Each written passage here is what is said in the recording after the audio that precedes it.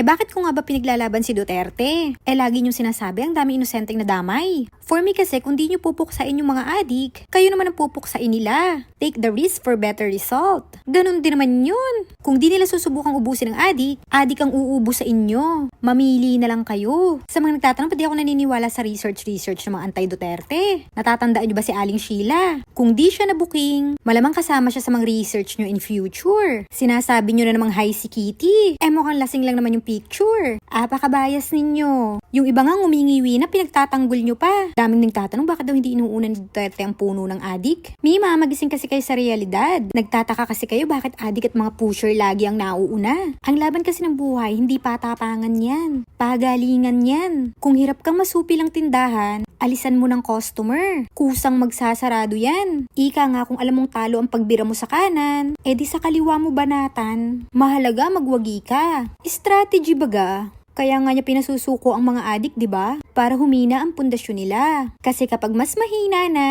mas madali nang itumba. Mas madaling magwagi. Tigilan niyo makipagyera pag kulang ang sandata. At wag din kayo lumaban pag singlakas niyo ang kalaban. 50-50 ang chances of winning doon. Pahinain niyo muna bago niyo banatan. Para sure win kayo sa kalaban. Strategy baga. Aminin niyo may inatake rin naman ng mga big time. Huwag kasing ipikit ang mata pag ayaw makita. At sa mga nagsasabing inosente kuno sila, so best example na ba ang pagsisinungaling ni Aling Sheila?